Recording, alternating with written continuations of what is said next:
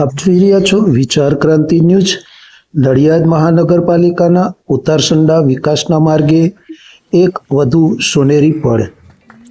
મુખ્યમંત્રી ગ્રામ સડક યોજના હેઠળ કુલ 538.63 લાખના 6 ડામર તથા સીસી માર્ગોનું ખાતમુહૂર્ત અને લોકાર્પણ વિધિ નડિયાદના સિનિયર ધારાસભ્ય શ્રી પંકજભાઈ દેસાઈના વરદ હસ્તે વિકાસ કાર્યોનું ખાતમુહૂર્ત અને લોકાર્પણ કરવામાં આવ્યું। આ ખાતમુહૂર્તની અંદર નડિયાદ મહાનગરપાલિકાના ઉત્તરસંડા વિકાસના માર્ગે મુખ્યમંત્રી ગ્રામ સડક યોજના હેઠળ કુલ 538.63 લાખના 6 ડામર તથા સીસીસી માર્ગોનું નડિયાદના સિનિયર ધારાસભ્ય શ્રી પંકજભાઈ દેસાઈના વરદ હસ્તે ખાતમુહૂર્ત અને લોકાર્પણ વિધિ કરવામાં આવી। ઉત્તરસંડા હારિયા તલાવડીથી નવા કુવા સુધીનો માર્ગ, કૃપા તલાવડીથી રામદેવજી મંદિરનો માર્ગ, પાણીની ટાંકીથી ગંગા તલાવડી ફાટક 270 સુધીનું જોડાણ માર્ગ, ઉત્તરસંડા જીઈબીથી ફાટક 268 સુધીનો રસ્તો, ભવાનીપુરા મંદિર હસાઈની કુવા ફાટક 268, નવ ભારત સીડથી NH 8 ને જોડતો માર્ગ, સદનશા KVAC કોલ્ડ સ્ટોરેજથી તલાવડી સુધીનો માર્ગ।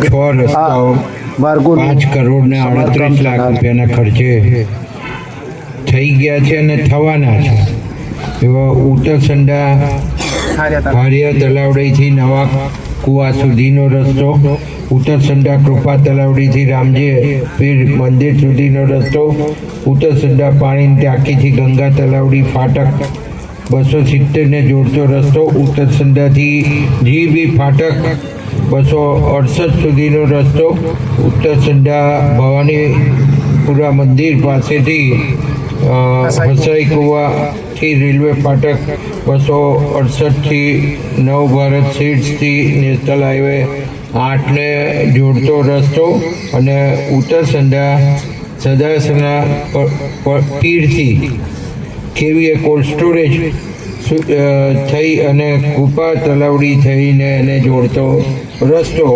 આમ ટોટલ 5 કરોડ ને 38 લાખ રૂપિયાના રસ્તાઓ આપણે કરવાના છે અને કર્યા છે। તો આજે ઉત્તરસંડામાં આમ તો જોવા જઈએ તો આ હમણાં છેલ્લું લિસ્ટ એક આપ્યું, એ સિવાય કશું ઉત્તરસંડાની કોઈ નદીઓ આખા ગામની બાકી નહીં રહે અને હું એવું માનું છું કે લગભગ આપણે 100 કરોડની નજીકના રસ્તાઓ આ ઉત્તરસંડા ગામને આપ્યા છે।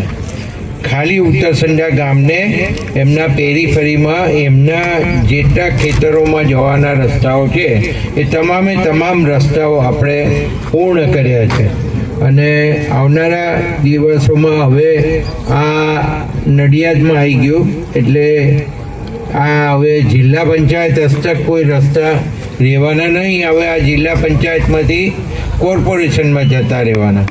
એટલે અહીંયા હમણાં જે રજૂઆત આપી છે એ સરકારમાં નહીં જાય પણ હવે તો જે કંઈ બાકી છે એ બધું કોર્પોરેશન જ કરશે અને કોર્પોરેશનમાં જ રજૂઆત કરવાની થશે।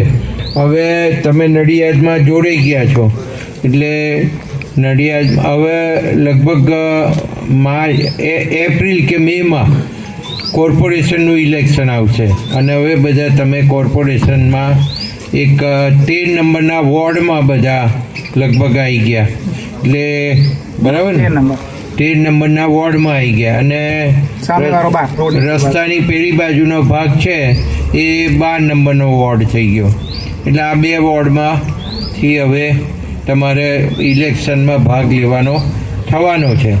તો તમને સૌને કહું કે કામ તો થતા જ રહેવાના અને કામ તો અમે કરતા જ રહેવાના પણ કોઈને કંઈ પણ મુશ્કેલી હોય તો એ મારા ઘેર સીધા આવી શકે છે અને મને રજૂઆત પણ કરી શકે છે। હું 2 ટાઈમ બેસતો જોઉં, લગભગ બધાને ખબર જ છે।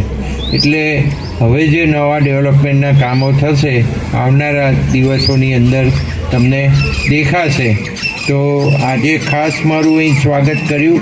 આટલા બધા લોકો તમે ઉપસ્થિત છો એટલે તમારામાં પણ એક ઉત્સાહ છે એ અહીં દેખાય છે.